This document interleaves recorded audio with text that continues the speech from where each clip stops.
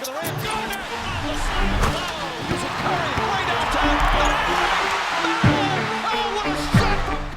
Let's get into the nitty-gritty of it and make a very long story short. Devin Booker fell to 13th in the 2015 NBA draft because he played on a stacked Kentucky team coming off the bench and averaged 10 points a game. That's literally it. There weren't a whole lot of ways for scouts to be able to tell that they were missing out on a future superstar and one of the top players in the league, and if they were going to take a chance on him, it was exactly that, a chance, in terms of picking him in front of what seemed to be some more solid prospects. With that in mind, we can now examine the 12 players that were drafted before him, why teams might have taken that specific player before him, and where they are at now, which is really interesting because, boy, a lot of these guys just didn't make it. A lot of teams may have missed out on Devin Booker back in 2015, but today you don't have to using the SeatGeek app. With over 28 million downloads, SeatGeek is the #1 rated ticketing app. There are more than 70,000 events every single day on SeatGeek, including sports, concerts, festivals, and more. It's fair to assume most of you will be using it for sports, and I myself have used it for this reason many of times. With the NBA and NHL seasons in full swing and the MLB and NFL back in season before we know it, you're not gonna want to miss out. Plus, artists like Blink-182, John Mayer, and Future are on tour, and Drake will be soon as well. SeatGeek always wants to make sure that you're getting a good deal, so when you're on the app, look for the green dots. Green means good, red means bad. Every ticket is backed by their buyer guarantee, and SeatGeek is the only site that lets you return your tickets ahead of the event with swaps. And I came through for y'all as usual, so use my code DOM2K for $20 off tickets at SeatGeek. That's $20 off your first purchase with the promo code DOM2K.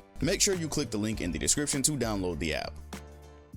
Selected first overall by the Minnesota Timberwolves was Booker's college teammate Karl-Anthony Towns, which came as no surprise. A multi-skilled big, he was seen as the prize of the draft, and the Wolves had just recently moved on from their former star big in Kevin Love. This one is interesting to revisit because although Booker has to become a star and made the NBA Finals by now, it's hard to say the Wolves hadn't gotten a lot of what they wanted from Towns individually. With career averages of 23 and 11 while shooting nearly 40% from beyond the arc, he is perhaps the greatest shooting big man the league has ever seen, and he definitely thinks so. It's simply not a question of talent when it comes to Towns. It's been more about whether or not he's the leader of a winning team. Having been to the playoffs only twice in his entire career, and with Anthony Edwards looking like the alpha of the Wolves, I'm beginning to guess they'll move on from him sooner than later. The Rudy Gobert trade was expensive, and soon the only way to effectively recoup assets and or build around and will be to trade Towns, who is currently working through his third season heavily altered by injuries. Given the Timberwolves' history of mismanaging talent and the fact that they had already presumably had their shooting guard in Levine by this time, I don't think Booker would have changed their fortunes too much by now. It remains to be seen if they'll be able to make much more of Karl's remaining time in town. The Lakers' dream would have probably been to draft Towns, but they weren't too disappointed to land D'Angelo Russell with the second overall pick, as he was thought to have superstar potential. It's a fun brain exercise to imagine Devin Booker getting a full season of mentoring and coaching from his idol in Kobe, but on top of needing just about anything they could get, Los Angeles especially needed a point guard for the future, being that they were kind of just filling time with Jeremy Lin, whose best moments had already passed. Funny enough, that may be exactly how it's worked out, as in the present day, Russell has found his way back to the Lakers as their starting point guard after stops with 3 different teams. It's been bumpy, but the first sample of his return has gone so well that the team is allegedly more interested in re-signing him than they are pursuing Kyrie, which was thought to be the immediate move at season's end. Him being the desired starting point guard for LeBron and Anthony Davis was probably not the idea anybody had in mind many years ago when he'd become the scourge of the locker room over the Nick Young incident. Funny how things work sometimes. They drafted him to be their star point guard, and around 8 years later, it really may have come to fruition. That's even funnier because LA totally ditched their young core in favor of an immediate title window, which they're now desperately trying to extend with him. Because of that, who knows what would have happened if for whatever reason they had Devin Booker in his spot originally. It probably would have been him going away in the deal for AD, because there's no way he gets dealt for Brook Lopez in 2017. Yes, we've reached that portion of the video. Jahlil Okafor. That's a name I have not said in a while. The big man from Duke that was also thought to have a superstar ceiling, but is currently one of the bigger busts that's rarely ever discussed. The Sixers were in the draft market specifically for a guard, and actually desired D'Angelo Russell. With him being chosen directly before, they turned their sights on what was actually their third big man. Whilst waiting for Nerlens Noel and Embiid to finally be healthy enough to experiment with, another big would have seemingly given them insurance in case one or the other didn't work out. They originally had their minds set on Porzingis, but his camp apparently did all they could to keep that from happening, and so the stellar season Okafor had produced at Duke gave them a viable option. Of course, instead of him becoming the face of Philly, Embiid eventually got healthy and made Ja expendable. This, amongst other numerous reasons, his career wasn't panning out early. Admittedly, he was also drafted at a really weird time for bigs in the NBA as a whole. It was right in that little transition era where Dwight Howard had been the only true great big and the ultra skilled bigs we have today. That small sliver of time between about 2014 to 2016 when we didn't necessarily have a great prime healthy big. Once it was clear how versatile the game and its bigs were getting, Okafor really didn't fit that on either side of the ball. Therefore, today when he should technically be in the prime of his NBA career, he hasn't been on a team since 2021 and is now searching for opportunity via the G League. It wasn't going half bad either. Keyword wasn't. Okafor averaged around 20 and 6, then was recently traded to the Sixers G League affiliate Delaware Bluecoats after tearing his Achilles. For that reason, he's yet to make his debut for them. If for whatever reason he was called up one day, he would be playing in the exact same role that more or less sent his NBA career downwards, behind Joel Embiid. Being in Philly just has never meant anything good for him for the most part. Now, I've got to imagine how things would have gone if Booker had been a Sixer. That would have meant that early on, Embiid came back, and instead of wasting years with the spacing on the floor being inside out because of a lack of perimeter shooting, we could have had a terrific shooting guard / center combo off the rip. The process would have probably been much easier to trust that way. I just have one question. If the Sixers would have been able to draft Kristaps Porzingis, would he have still gotten booed? He went to the Knicks with the 4th selection and heard it from the crowd that apparently wanted Justice Winslow at that point. Originally, one of the top 3 picks would have also satisfied fans, but with both bigs gone, they took the one they thought might open up the floor for Carmelo Anthony. Not only did he impress quickly, proving he was a good rim protector off the bat despite expectations, it actually began to seem like they'd struck gold and selected the superstar that would supplant Carmelo in his older age. Unfortunately, he tore his ACL and was surprisingly traded to the Mavericks during the injury after having played only 3 seasons. That may just seem like where his story ends since he and Luka didn't become the all-time pairing people had hoped for, but he's actually been pretty fantastic as a wizard, or magical if you will. Now, because it's Washington and they've never had any great general direction, I'm not counting on any major accomplishments. But if he ever ends up in the right situation, at age 27, he's still got the time and the talent to complete the arc he appeared to be starting in New York. I'm not that interested in a Booker and Carmelo duo given where Anthony's career was headed at that time, but it's always fun to think about star players in New York, and I do wonder if they could have built something around him to finally bring the Knicks back to glory. Alright, I remember exactly one thing about Mario Hezonia. He had a preposterous summer league dunk, and I thought they finally had their guy. Anyway, at that point, the Magic already had Victor Oladipo, who was showing potential,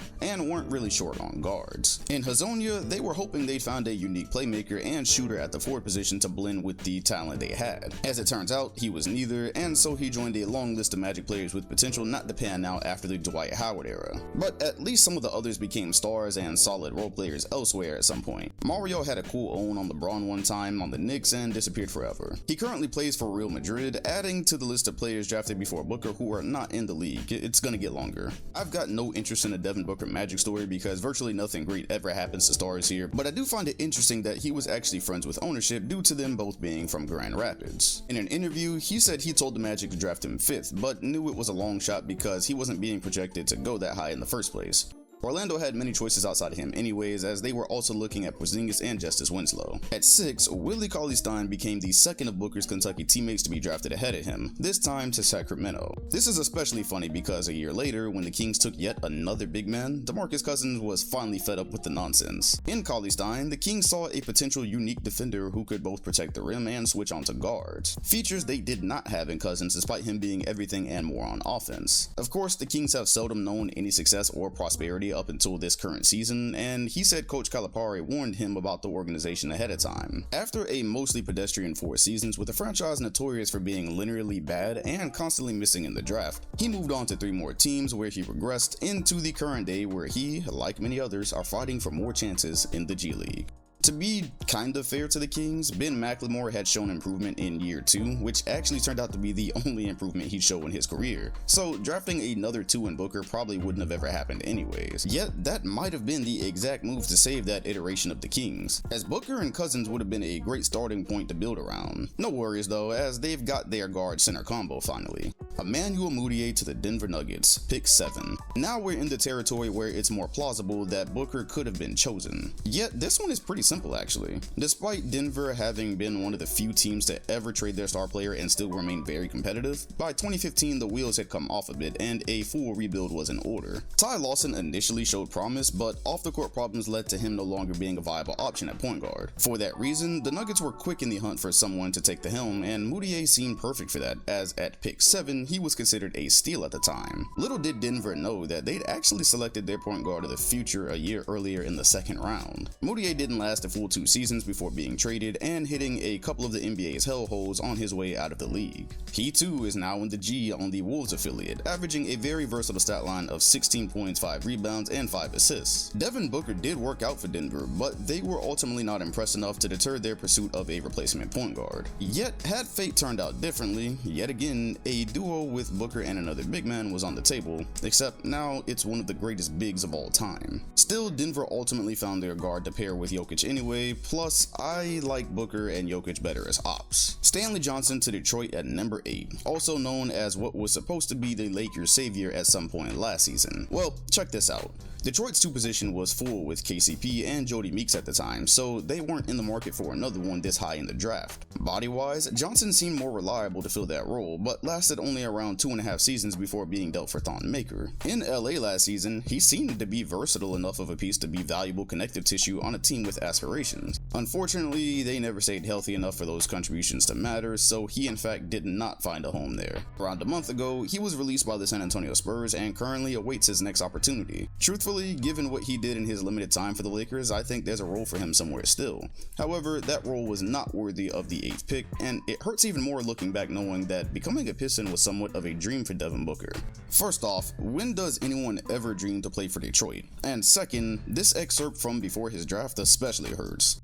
Quote, Booker's dream of becoming a Piston could be a problem, however, because the team already has Kentavious Caldwell-Pope and Jody Meeks at shooting guard. Being from Grand Rapids, the Pistons were a huge part of his childhood, and he loved Rip Hamilton's playstyle. He said that he was versatile enough to play small forward for the Pistons because he was growing into his body and also wanted to provide shooting that the team needed. Personally, I'm thankful Detroit missed here. That's yet another organization I don't fully trust in terms of decision making. Speaking of which, the Hornets went with Frank Kaminsky at 9, which absolutely has the hurt for the time period. Not only did he turn out just to be extremely pedestrian, the 2016 Hornets turned out being one of the best squads of the Kemba Walker era. Furthermore, they could have absolutely used Booker's additional 3-point shooting in the backcourt, a skill that they knew they needed when they traded for Courtney Lee that same season. Instead of drafting that need, they drafted a name, and Kaminsky has mostly gone on to be a very average or below average big up until now, where he's not even in a rotation and was expected to be bought out after the trade to Houston. At the current trajectory, I won't be surprised if he ends up on the long list of players in front of Booker to wind up jobless. Booker could have slid right into what the Hornets were doing and had a few interesting years as a part of a backcourt duo with Kemba Walker.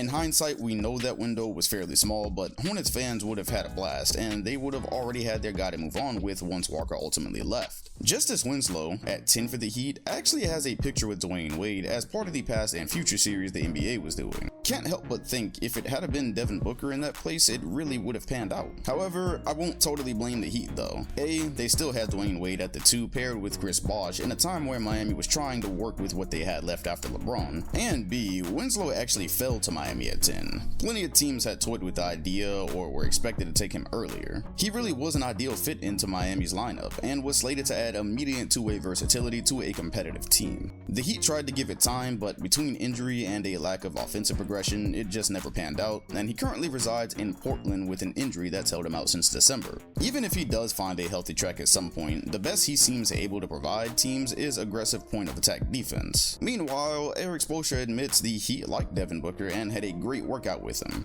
Had they have decided to take the swing, they would have had a direct link to pass the team off to as Dwayne Wade moved on the next season. With that being their starting point and the fact that they were eventually able to build another finals team shortly after, it's hard not to think about where it could have gone from there. Yet, this is a rare case where I very much understand what the team was thinking at the time. Miles Turner has mostly panned out the way he should have for the Indiana Pacers. It's intriguing considering the fact that before the draft, Larry Bird mentioned that he wanted the Pacers to play with faster tempo and be a smaller team. It appears the correct pick for that would have been Devin Booker, but they chose a slower moving big that relied heavily on his jumper. At least for where the NBA game was going as a whole at the time, that made sense. While Turner has never been an all-star, he's currently in the midst of his best season, which got him re-signed after an infinite number of trade rumors spanning years. They've made the playoffs plenty in his time there, and had Halliburton not missed a significant stretch of time this season, the tandem would have made the playoffs. They were definitely on track to. While it'd be difficult for Indiana to be mad with the Turner pick, at some point it had to keep them up at night that they could have had a wing duo with Booker and George. Two elite bucket getters, and one that eventually becomes a star who could have possibly made George think twice about wanting out. In 2016, to fill the wing spot next to Paul George, Monte Ellis was in the 2 spot. That was just patchwork that could have been used on a budding star in Booker. And finally, the player drafted directly in front of Devin Booker, also his Kentucky teammate, Trey Lyles. Lyles has bounced around for years today, settling with what appears to be the first Kings playoff team in 16 seasons. Jazz fans were desperate for more shooting at the time, so they couldn't understand why management had settled on a guy that shot 14% from 3 in college. Also, oof. Just like the Pistons, quote, "What Utah needs is versatility. From the viewpoint of this blog, Booker doesn't offer that. He's someone who will play one position as an NBA player, shooting guard. The Jazz already have 2 shooting guards in Alec Burks and Rodney Hood." Utah's general manager echoed these sentiments, claiming that fans would warm up to Lyles' multi-skills and versatility in later years. He lasted exactly 2 seasons before they went separate ways. I don't think there's a single soul out there that cares Devin Booker didn't end up with the Jazz. For reference, he very likely would have probably just had Donovan Mitchell's career arc a little sooner before the team blew it up. There, the end. And there you have it. More or less, this is how Devin Booker fell to the Phoenix Suns in the NBA draft. Since that time, he's become a top scorer and player in the league. He's been to an NBA Finals, and dare I say he is on one of the favorites in the Western Conference to make the finals again now that his teammate is Kevin Durant. He once said that he wanted the super team to come to him, and although I don't even know if this actually qualifies as a super team, it's certainly something, and between Chris Paul and KD, yeah, it came to him. Where his career goes remains to be seen, and so I'll have to revisit him in another 2 or 3 years with one of those good old career recaps. Winners work. Winners also subscribe to the channel. We are now only 10k away from 400,000. We are knocking on the door, relatively. So if you'd like to be a part of that, please hit the subscribe button. Also, if you enjoyed the video, hit like and hit the bell next to my name if you want notifications every time a new video drops. Appreciate you all watching, and I'll see you on the next one.